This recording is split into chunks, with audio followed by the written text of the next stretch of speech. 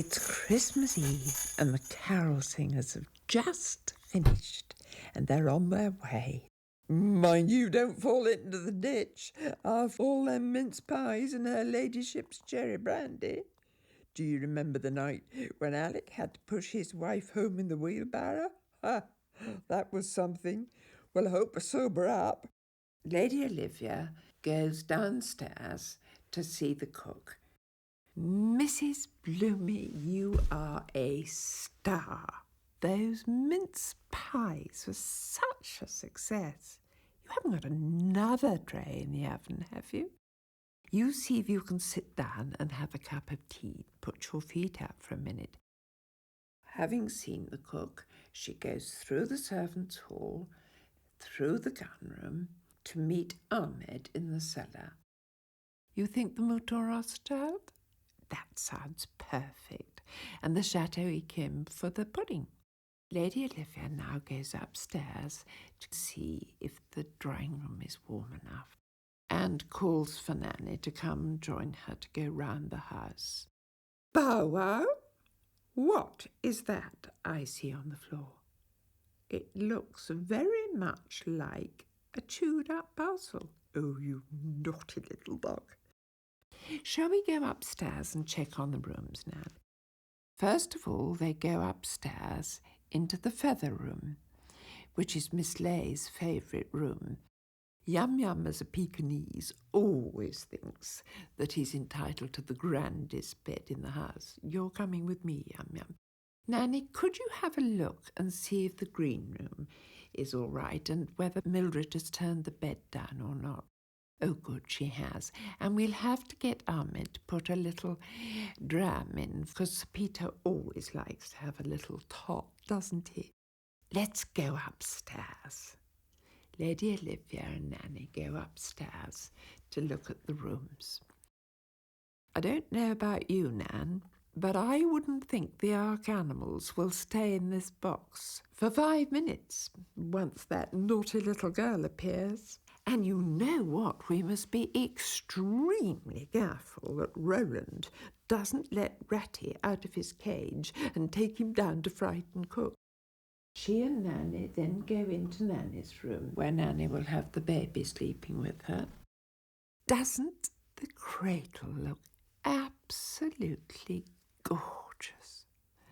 I think Mrs. Jones has done it beautifully.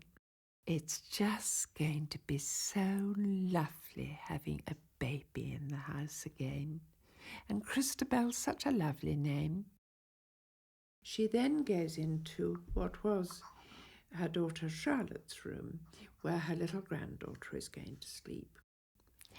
I think that Juliet is going to be very pleased with the pink room. After all, it is her mother's old room, and it looks so pretty for having been painted, doesn't it? Then Lady Olivia and Nanny go downstairs into the Chinese room. Nanny, doesn't the crib look pretty? I wonder what the time is. Well, I suppose we needn't worry about that, because of course they'll tell us at once. Oh, you've heard them, have you, Yum Yum? Well, you're better than any clock. Come on, let's all go and meet them.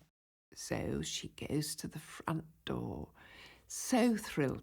And her daughter and her husband, the Major, arrive with the 2 children, Juliet and Roland.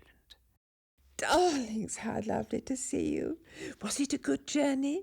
Not too snowy? Granny! Granny!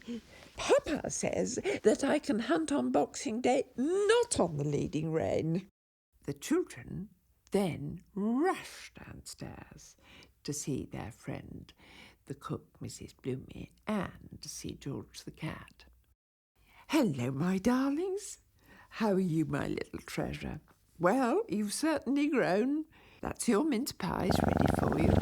George has had kittens. Look, kittens, real. They're gorgeous. Children then rush upstairs, burst into the drawing room, saying, George has had kittens, he's had kittens.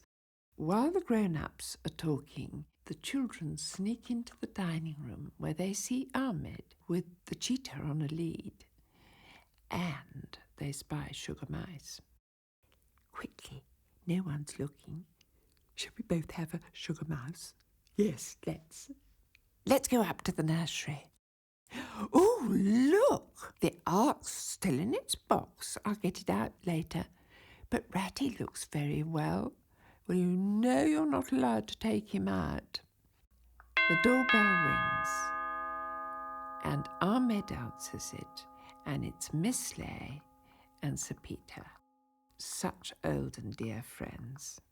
And Ahmed takes Miss Lay's suitcases up to the feather room. Lady Olivia is busy making plans for the evening, and she suggests that they go to midnight mass and she will stay with the children. We must now have our supper or we shall be late. So they then go into the Chinese room where the cold salmon is laid out and the fire is burning brightly, and they have their salmon, and then suddenly Sir Peter looks at his watch and says, "My dears, it's time we went." Presumably the sable in the hall is yours, Evelyn, my dear. It's always cold in church. It is. Good night, darlings. I hope you have a lovely service. Oh, what a beautiful night. It's so crisp and perfect Christmas weather. We'll walk across the garden, I think, don't you? No, you naughty little dog. You can't come. You stay behind. Good night, everybody. See you in the morning.